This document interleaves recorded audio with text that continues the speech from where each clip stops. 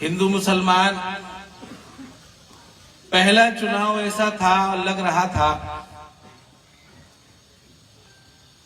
ये चुनाव हम ऐतिहासिक वोटों से जीतेंगे।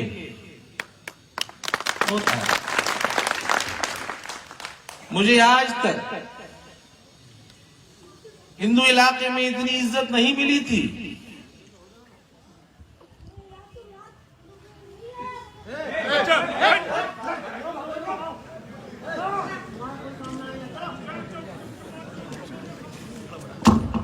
कोई ऐसा गांव नहीं था जिस गांव से मुसलमानों के साथ साथ हिंदू भाइयों ने ये नहीं कहा था कि हम आबिद रजा तुम्हारे साथ हैं।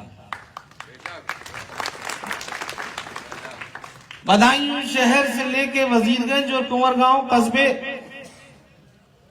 में सब मीटिंग मैंने कंप्लीट कर दी थी। अपनी आवाज तुम तक पहुंचा दी थी।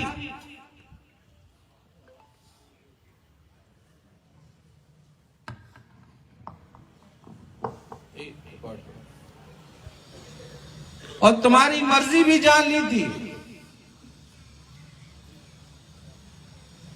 बीजेपी को हराने के लिए तुम लोग बहुत मजबूती से तैयार थे, लेकिन शायद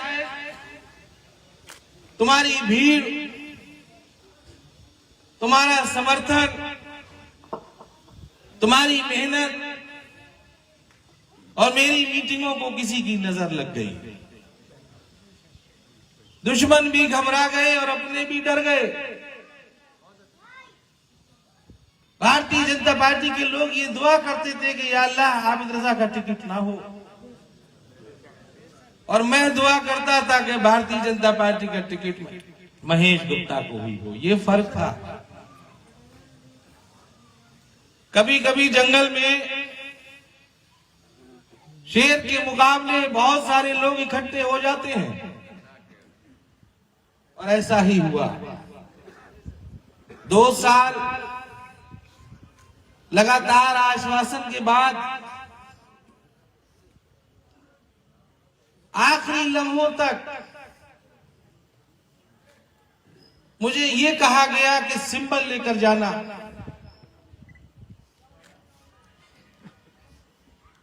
मेरा टाइम गुजारा जा रहा था ताकि मैं बीएसपी या कांग्रेस से चुनाव न लड़ पाऊं। ये तुम भी जानते थे और मैं भी जानता था, लेकिन मैं अपना किरदार नहीं बेच रहा था। मैंने लिखा है आजम साहब को आज खत में कि मैं पल पल अपनी बर्बादियां देख रहा था, लेकिन आजम साहब की वफादारी में मैंने कोई कमी नहीं छोड़ी। मेरी बर्बादियां हुई, लेकिन आजम खान जब जेल से बाहर निकल के आएंगे तो उनसे नजर से नजर कोई मिला नहीं पाएगा। पार्टी के बड़े से बड़ा नेता वो ये कह सकते हैं कि मेरा आदमी टूटा नहीं, बर्बाद हो गया, लेकिन टूटा नहीं। आजम खान साहब से मैं जुड़ा था सन 2009 में। बहुत भरोसा करते हैं मुझ पे, और भरोसा मैंने ये नहीं तोड़ा। आखिरी लम्हे तक यकीन न होने के बावजूद भी इसलिए किया कि कहीं आजम खान को ये तकलीफ ना हो जाए कि मैं जेल में था और आबिद रजा किसी और पार्टी से चुनाव लड़ गया। मैंने आजम खान का सिर नहीं झुकने दिया, क्योंकि आजम खान किसी पार्टी के नेता नहीं है, बल्कि हिंदुस्तान में मजलूमों के नेता हैं, गरीबों के नेता हैं, मुसलमानों के नेता हैं और सेकुलर हिंदू के नेता हैं। पूरा जिला ये कह रहा था कि आबिद रजा का टिकट नहीं होगा तो पूरे जिले के लोग पार्टी को वोट नहीं देंगे। आज मैं कोई फैसला नहीं करूंगा। और तुम्हें ये भी बताऊंगा कि जो मेरा आज टिकट कटा, इसके जिम्मेदार तुम लोग हो। वो उनकी भारतीय जनता पार्टी से बड़ी गहरी पैठ है। तुम लोग नहीं माने और तुमने एक 5 वक्त के नमाजी सलीम शेरवानी साहब को और आबिद रजा की बात न मान के तुमने उनको वोट दे दिया जिनके दिमाग खराब हो गए। उन्हें ये लगा कि मुसलमान हमारे साथ हैं और मेरी बात सच साबित हुई। देखो 19 में तुमने जिसे वोट दिया था भारतीय जनता पार्टी के खिलाफ दिया था। जो भारतीय जनता पार्टी का प्रत्याशी जीता 2019 में, आज वो लोग समाजवादी पार्टी में शामिल हो गए और जिसे तुमने वोट दिया था वो आज उसके पैर छू के पार्टी में इस्तेमाल कर रहा है। बताओ मेरी बात ठीक थी कि नहीं थी? तुम्हें बुरा कराया गया, तुम 2 साल पिटे, तुम्हें भारतीय जनता पार्टी से डराया गया और वही भारतीय जनता पार्टी का प्रत्याशी आज पार्टी में शामिल होने के बाद तुम्हारा वोट जिसने लिया था वो उसके आगे झुक गया। इस्तकबाल हो रहा है उस प्रत्याशी के परिवार के लोगों का। बताओ मेरी बात सच साबित हुई कि नहीं हुई? तुम्हारा वोट भारतीय जनता पार्टी को डरा के लिया जाता है और बाद में भारतीय जनता पार्टी के पैर छू लिए जाते हैं। मेरा कसूर यह है, सबसे बड़ा कसूर यह है मेरा कि मेरी कोई गलती नहीं है। मेरी गलती है कि मैं तुम्हारी बहुत मजबूत आवाज बना। मेरी गलती यह है कि मैं अंडरग्राउंड केबल के खिलाफ लड़ा, तुम्हारी लड़ाई लड़ा। तुम मुझे वोट देते हो, अगर काश तुम मेरे साथ खड़े हो गए होते तो आज आबिद रजा का टिकट नहीं कटता।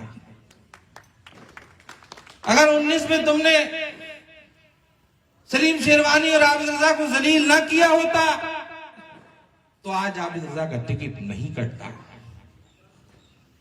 तुम लोग अपने नेताओं को खुद जलील कराने निकले हो, इसलिए मैं तुमसे आज ये नहीं कहूंगा कि तुम वोट किसे दो, क्योंकि मैं जानता हूं कि तुम वही करते हो जो तुम्हारी खुद की मर्जी होती है।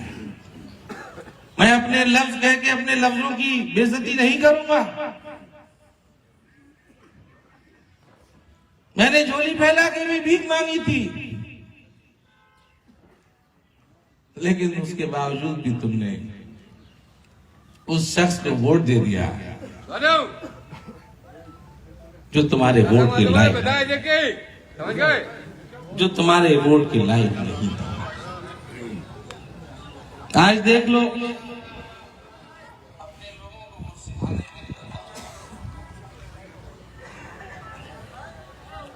देख लो आज मुझे 2 साल से आश्वासन दिया जा रहा है और मेरा उस नौयत पे लाके टिकट काटा गया कि मैं चुनाव लड़ने लायक भी नहीं रहा। परेशानी मुझे नहीं है, अल्लाह ने मुझे बहुत दिया है। अल्लाह ने मुझे कोठी भी दी है, गाड़ी भी दी है, लेकिन याद रखना ये 5 साल अगले मुझे जितनी परेशानी नहीं आएगी इतनी तुमको आएगी। भारतीय जनता पार्टी को वॉकओवर दिया गया और ये पहली बार नहीं हुआ है। मरहूम नन्हे मियां साहब के परिवार को खत्म किया गया है, उनका भी टिकट काटा गया था। मरहूम असरार साहब के खानदान को खत्म किया गया। धोखे की लाइन सुनो। शेखुपुर पे एक मुसलमान को भरोसा दिलाया था, टिकट नहीं दिया। यहां कुछ मुसलमान नेता जिन्हें मेरे खिलाफ इस्तेमाल किया गया, मुझे कमजोर करने के लिए इस्तेमाल किया गया, जब सही वक्त आया तो उनको भी धोखा दिया गया और ऐसा प्रत्याशी बनाया गया जिसका सगा खलेरा भाई सहजवान से भारतीय जनता पार्टी का प्रत्याशी है, जो खुद को उद्योगपति तो कहलाता है लेकिन अपना उद्योग नहीं बताता।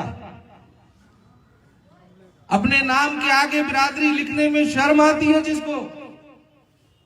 मैं कहना नहीं चाहता माइक से उनके उद्योग के बारे में, जिसे अपने जो जहां का रहने वाला है सिरसौली का, ये लफ्ज कहने में जिसे शर्म आती हो, वो तुम्हारी क्या हिमायत करेगा। वो हार के चला जाएगा बंबई और तुम्हें भारतीय जनता पार्टी से पिटने के लिए छोड़ जाएगा। यही साजिश है, यही समझौता है, ये भारतीय जनता पार्टी से समझौता है। मुसलमानों को जलील किया जा रहा है। मुसलमान वोट लेना तो चाहते हैं ये लोग, लेकिन इन्हें एक मजबूत मुसलमान नेता पसंद नहीं है जो तुम्हारी आवाज है। मेरा कसूर है कि मैं तुम्हारी मजबूत आवाज बना, मैं पूरे जिले के मुसलमानों की मजबूत आवाज बना। मैं हिंदू भाइयों की जो सेकुलर है, हर बिरादरी के लोगों ने मेरा समर्थन किया, मैं उनकी मजबूत आवाज बनना चाहता था और बना भी इससे पहले। जब आखिरी दिन उससे कहा गया तो मैंने कहा कि चेयरमैनी पहली बार मैंने जीत के दी थी समाजवादी पार्टी को। 1800 वोट मिलते थे यहां। विधायकी मैंने पहली बार जीत के दी थी। जोगिंदर सिंह अनेजा जी जब जीते थे तो काशी राम सिंह जी से गठबंधन था, उसके बावजूद 700 वोटों से जीते थे। खाली समाजवादी पार्टी से नहीं थे। मैंने समाजवादी पार्टी से पहली बार विधायकी का चुनाव जीत के पार्टी की झोली में डाला था। मैंने उत्तर प्रदेश का रिकॉर्ड बनाया था। फातिमा रजा 27,000 से जीती थी और 17 के चुनाव में मुझे पहले के मुकाबले 10,000 वोट बढ़ती मिला था। जब मैंने पूछा कि मेरा टिकट क्यों काटा गया, क्यों काट रहे हैं पार्टी के बड़े नेता से, उन पे कोई जवाब नहीं था। वक्त मेरा गुजर गया था। तब मैंने ये कहा कि 45 साल के बाद मैं जीता मुसलमान, चेयरमैनी मैं जीता। पहले इसके मुकाबले 10,000 वोट मुझे बढ़ती मिले। मैं गोल्ड मेडलिस्ट हूं, मेरी कॉपी में कमी बताओ। जब नहीं बोले तो मैंने कहा कि मेरा सिर्फ एक ही कसूर है कि मैं आजम खां का बहुत मजबूत सेनापति हूं।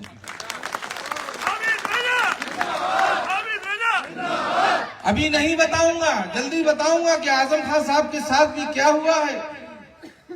मेरी जुबान बंद है, मुझसे ज्यादा नहीं मालूम है कि उनको किस तरह से जेल में डाला गया, उनकी कितनी मदद की गई, कितना दिखावा हुआ।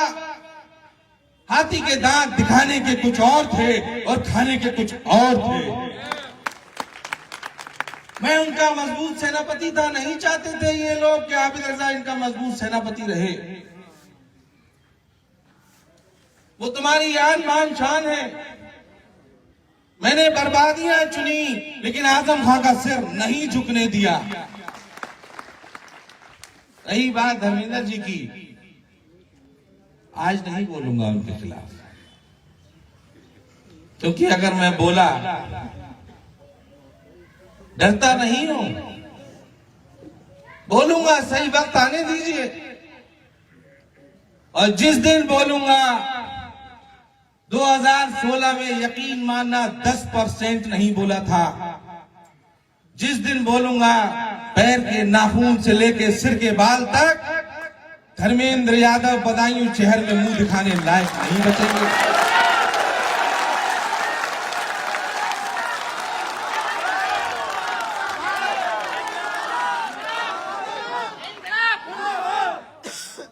उनके किरदार के बारे में मुझसे बेहतर नहीं मालूम है, उनकी ईमानदारी के बारे में भी मुझसे बेहतर नहीं मालूम है, उनके विकास के बारे में भी मुझसे बेहतर नहीं मालूम है कि विकास दिखा क्या और हुआ क्या। जल्दी बताऊंगा, बहुत जल्दी बताऊंगा।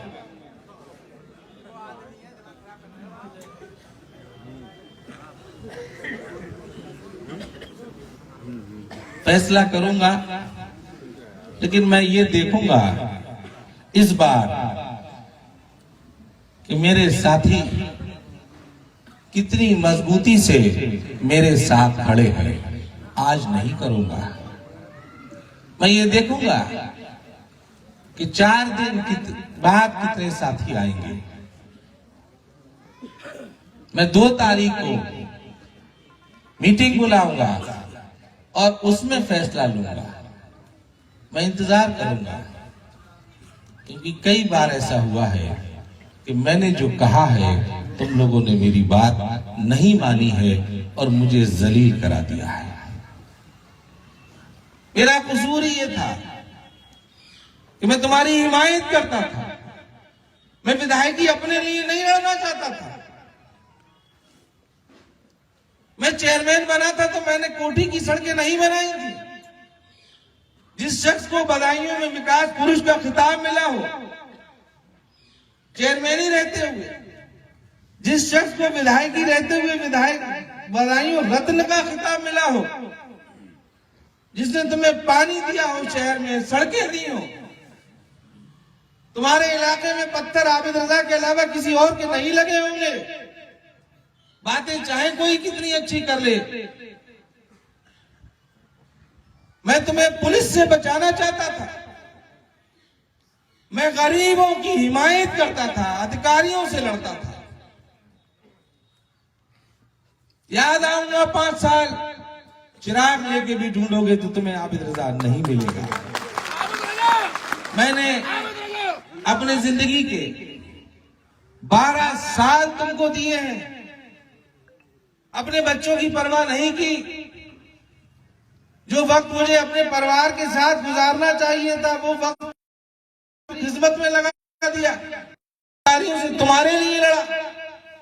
ये मेरा कसूर है, ये मेरा कसूर है, इसीलिए मेरा टिकट काटा गया। कमजोर आदमी को टिकट दिया गया। बदायूं का टिकट एक वैश्या बना दिया। रोज ग्राहक बदले जाया करते थे। उस शख्स को दिया जिसका खलेरा भाई सहसवाल से बीजेपी का चुनाव लड़ रहा है। सौदा हुआ कि तुम हमें यहां वोट दो, हम तुम्हें यहां कमजोर प्रत्याशी देंगे। ये सौदा होगा, ये तुम्हें पता होना चाहिए। मुझसे ये सुनना चाहते हो कि मैं किसे समर्थन करूं? थोड़ा वक्त दो, थोड़ा इंतजार है। मैंने आजम साहब को खत लिखा है, उनके जवाब का इंतजार है मुझे, और होना भी चाहिए, होना भी चाहिए। मुसलमानों ने 19 में इज्जत बचाई थी, इज्जत बचाई थी। बदायूं में कितने टिकट दिए मुसलमानों को? 1 टिकट। उस जगह पे जो समाजवादी पार्टी की सीट नहीं है, जहां पे कुल पार्टी का 15,000 वोट है, अगर मुसलमानों के हमदर्द इतने ही थे तो शेखुपुर मुसलमान को देना चाहिए था, सहसवान मुसलमान को देना चाहिए था। मुसलमान ने इज्जत बचाई थी। मुसलमान ने 5 वक्त का नमाजी सलीम शेरवानी को वोट ना देके उनकी इज्जत बचाई थी। एक मुसलमान दे रहे थे और अपनी दरवाजे की चौखट पे न जाने कितने मुसलमान प्रत्याशियों को माथा रगड़वाने का काम करने के बाद इतना चोरी छिपे सिंबल दिया गया जैसे जनाने का जनाजा निकलता है जिसे कोई नहीं देखता। इसलिए साथियों, तुम सोचो, समझो, खूब समझो। पार्लियामेंट में जो तुमने गलती करी उसका खमियाजा तुमने भुगता। विधानसभा में फिर गलती करोगे तो इसका खमियाजा फिर 5 साल तुम भुगतोगे। खूब सोच लेना, खूब समझ लेना। 2 तारीख को 2 बजे मैं यहीं तकरीर करूंगा, तुमसे भी राय पूछूंगा, अपनी भी राय दूंगा, जब तक बहुत सारी चीजें सामने आ चुकी होंगी। क्योंकि हजरत अली का कौल है कि जब उसूल पे चलोगे तो साथी कम रह जाएंगे और हो सकता है साथी खत्म भी हो जाए। मुझे नहीं मालूम कि मेरे साथ कितने साथी खड़े रह जाएंगे, लेकिन फिर यह भी कहा है हजरत अली ने कि अगर तुम अकेले रह जाओगे तो अल्लाह तुम्हारा साथ देगा। इन्नल्लाह मा साबरीन, मैं सब्र करूंगा। अल्लाह ने कुरान की किसी आयत में ये नहीं लिखा है कि मैं रोजगार के साथ हूं। किसी आयत में ये भी नहीं लिखा है कि मैं नमाजी के साथ हूं। किसी आयत में ये नहीं लिखा है कि मैं हाजी के साथ हूं, हज करने वाले के साथ हूं। किसी ज़कात देने वालों के लिए नहीं लिखा है कि मैं ज़कात देने वालों के साथ हूं। कहीं नहीं लिखा है कि मैं खैरात देने वाले के साथ हूं। अल्लाह ने कुरान में अगर कोई आयत लिखी है तो यही लिखा है कि मैं सब्र करने वाले के साथ हूं। इन्नल्लाह मा साबरीन, मैं सब्र करूंगा। पूरे जिले में जो अच्छे प्रत्याशी हैं, जो भाजपा को हरा सकते हैं, उनकी मदद के लिए निकलूंगा। सहसवान भी जाऊंगा, पिलसी भी जाऊंगा। क्या किया बाबर के साथ, क्या किया बाबर के साथ? पिछला चुनाव लड़वाने के बाद एक चेयरमैन का टिकट नहीं दिया था, धोखा दिया, दीपू को धोखा दिया। ऐसे लोग तुम्हारी हिमायत करेंगे जो सिंबल लेने के बाद भी, जलील होने के बाद भी उनकी तारीफें करते हैं, जो अपनी इज्जत की हिफाजत नहीं कर सकते, जिसे अपनी बेइज्जती का दर्द नहीं हो सकता, उसे तुम्हारी बेइज्जती का दर्द क्या होगा? वो तुम्हारा क्या साथ देगा? जो जलील होने के बाद भी उनके साथ खड़े होने को तैयार है, वो ये कह समझते हैं कि जबर मारे रो ना दे। ये लाइन बधाइयों में चढ़तार करते हैं, तुम्हें गुलाम समझते हैं, भारतीय जनता पार्टी का खौफ दिखाते हैं, वोट लेना चाहते हैं, तुम्हें बीजेपी से डराते हैं, और जब बीजेपी जीत जाती है तो उनके पैर छूते हैं, उनकी गुलामी करते हैं। ऐसे गुलाम जो भारतीय जनता पार्टी के गुलाम हैं, वो तुम्हारी हिफाजत करेंगे, तुम्हारे वोट से अपनी परसेंटेज वोट की बढ़ाते हैं, और उसी परसेंटेज से उनकी लखनऊ और दिल्ली में इज्जत बढ़ती है। कि क्या परसेंट वोट मिला? 22%, 28%, 29%, और उसी परसेंटेज से दिल्ली और लखनऊ में बैठ के भारतीय जनता पार्टी से सौदा करते हैं तुम्हारा। मेरा कसूर यह भी है कि मैंने तुम्हारा सौदा नहीं किया। अगर मैं तुम्हारा सौदा कर लेता तो शायद मुझे ये दिन नहीं देखना पड़ता। कह के गए थे आजम खान, जेल जाने से पहले कहकर गए थे कि मेरे लोगों का सौदा मत कर देना,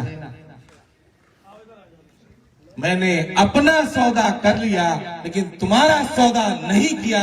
मैंने किरदार रखा है अपना, मैंने तुम्हारी आन बान शान की, जो तुम्हारी जहन में मेरी तस्वीर है, उस तस्वीर को कम नहीं होने दिया।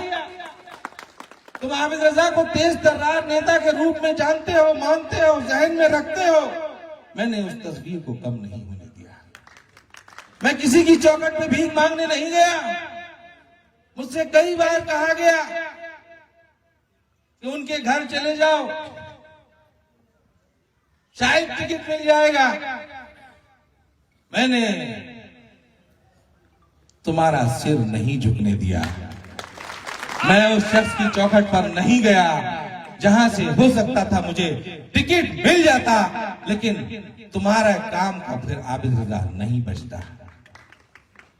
मैं इतनी ही बात करूंगा। धर्मेंद्र यादव के खिलाफ मैं आज नहीं बोलूंगा, पार्टी के खिलाफ भी नहीं बोलूंगा। मुझे फैसले का इंतजार है, मुझे अपने बड़े नेताओं के जवाब का इंतजार है। मैं 19 में तुम्हें समझाता रहा, लेकिन मैं तुम्हें समझाने में कामयाब नहीं हुआ। लोग तुम्हें बहकाने में कामयाब हो गए। जब वो तुम्हारे बीच आए तो पूछना कि जब स्वामी प्रसाद मौर्य जी के पैर छुए तो मुसलमान वोट याद आए थे कि नहीं आए थे? मैं गलत कह रहा हूं? पूछोगे कि नहीं पूछोगे? मैं 2 तारीख को देखना चाहता हूं कि मेरे साथियों में दम कितना है। मेरे साथियों में जैसा दम होगा, जैसे मेरे साथी मजबूती से मेरे साथ खड़े रहेंगे और वायदा करेंगे, तो 2 तारीख को फैसला करूंगा कि जिले में अगला राजनीति का निर्णय मेरा क्या होगा। मैं तुमसे पूछ के फैसला करूंगा। इस बार अपना फैसला तुम पे नहीं थोपूंगा। आज मैंने अगर फैसला थोप दिया तुम पर, आज मैंने अगर किसी की बुराई करी, तो हो सकता है ये मैसेज जाए कि आबिद रजा का टिकट कट गया, इसलिए आबिद रजा गुस्से में ये कह रहा है।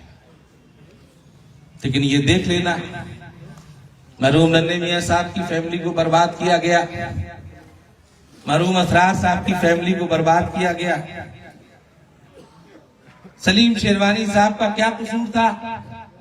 5 बार के सिटिंग एमपी थे, उनका टिकट काट के उनको भी सियासी बर्बाद किया गया। अब आबिद रजा की बारी थी।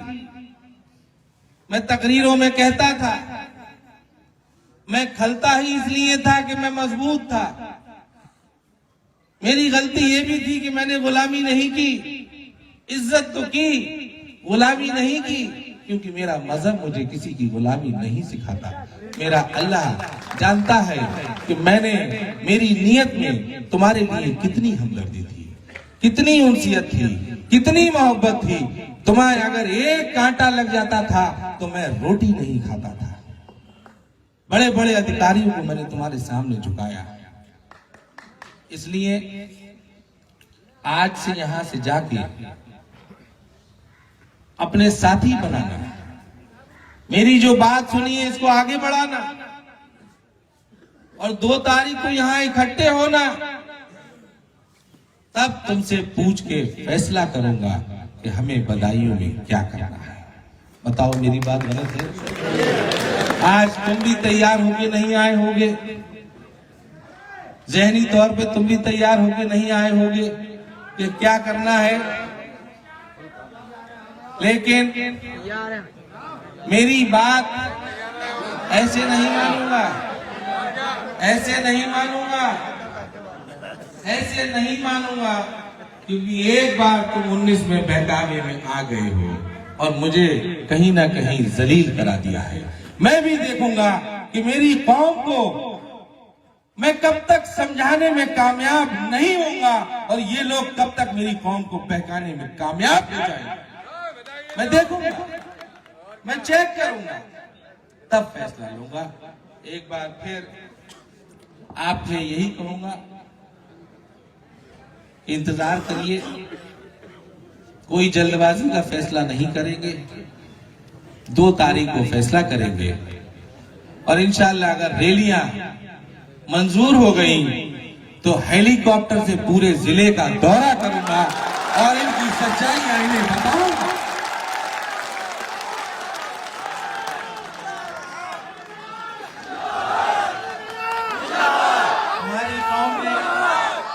तुम्हारी कौम ने इस हिंदुस्तान पे हुकूमत की है।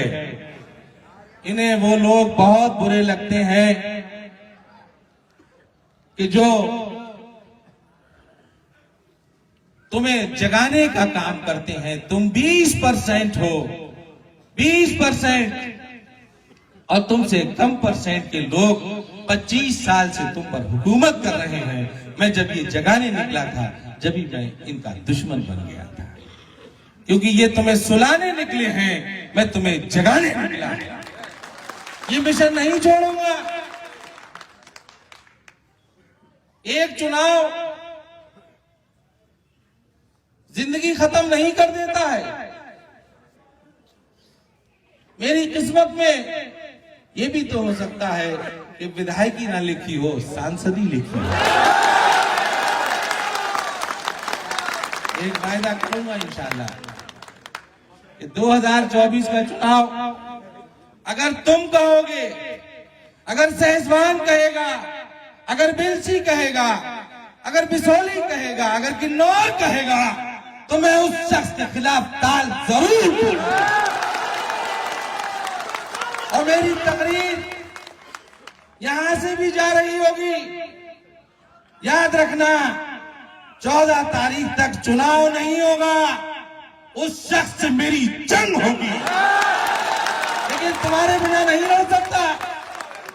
मैं निकलूंगा क्षेत्र में, शेखुपुर भी जाऊंगा, दातागंज भी जाऊंगा, पूरे जिले को समझाने निकलूंगा। ये अलग बात है कि या अल्लाह से दुआ करूंगा कि या अल्लाह मेरी बातों में असर देना। गरीब मजलूम हिंदू मुसलमान जिसको ये बहकाते चले आ रहे हैं, भारतीय जनता पार्टी का डर दिखा के वोट लेते चले आ रहे हैं, या अल्लाह मुझे कामयाब कर दे कि मैं इनका चेहरा बेनकाब कर दूं। तुम्हारे जहनों में ये बात आ जाए कि ये तुम्हें बेवकूफ बनाने निकले।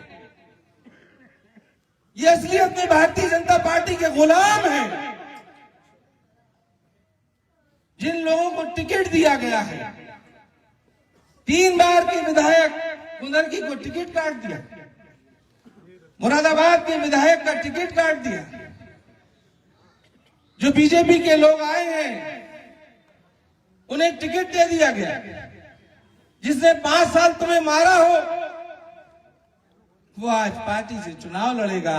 और तुम्हारी मजबूरी ये बन गई कि तुम्हें ये मजबूर करा गया है, मजबूरी दिखाई जाएगी कि भारतीय जनता पार्टी को हराना है तो तुम्हें इस शख्स को वोट देना है जिसने भारतीय जनता पार्टी में रह के 5 साल तुम्हें मारा। आज जिस शख्स ने 5 साल बधाई विधानसभा में विपक्ष के लोगों को मारा हो, विपक्ष के लोगों को पे जुल्म किए हो, चाहे हिंदू हो चाहे मुसलमान हो, आज उसी शख्स से सौदा किया गया है। उसी शख्स से सौदा किया गया है कि हम तुम्हें जिताएंगे, तुम हमें 24 में जिताना। ये सौदा है। तुम्हारे वोट को बर्बाद करना चाहते हैं भारतीय जनता पार्टी से डर दिखा के, तुम्हें बर्बाद करना चाहते हैं। ये हार जाएंगे और फिर 5 साल तुम्हें भारतीय जनता पार्टी मारेगी। तुम्हें बचाने वाला अल्लाह के अलावा कोई दूसरा नहीं होगा। बताओ हमारी बात गलत है? हम गुस्से में और जोश में कोई फैसला नहीं लेंगे। हमने आज धर्मेंद्र की भी कोई बुराई नहीं की है, लेकिन फिर सुनो, कि पैर की उंगली से लेके धर्मेंद्र के सिर के बाल तक अगर मैंने खोल के न रख दिए तो मेरा नाम भी आबिद रजा है।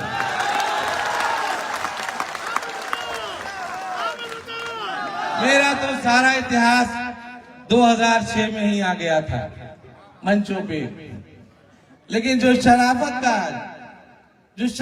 का ये कपड़े पहने हुए हैं, उनके कपड़े जब उतारूंगा तो तुम देखोगे कि पजामा जब उतरेगा तो आरएसएस का नेकर पहने मिलेगी। इसी के साथ मैं अपनी बात खत्म करूंगा और यही कहकर करूंगा कि 2 तारीख को मेरी जो बातें तुमने सुनी है वो अपने साथियों तक पहुंचाना। कोई कौम तरक्की नहीं करती जब तक वो खुद ना जागे। मैं अकेला चना भाड़ नहीं फोड़ सकता। अगर तुम मेरे साथी नहीं बनोगे तो मैं खामोश बैठ जाऊंगा। याद रखना, अगर तुम मुझे खामोश रखना चाहते हो तो अलग बात है। मैं भी तो ये देखूं कि 4 दिन जो मैंने तुम्हें दिए हैं, तुम अपने मुस्तकबिल के लिए, अपनी नस्लों के मुस्तकबिल के लिए, अपने 5 साल के मुस्तकबिल के लिए तुम खुद कितने संजीदा हो ये भी चेक हो जाएगा।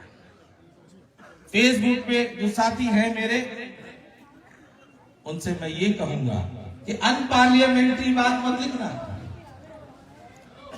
कोई गलत अल्फाज मत लिखना,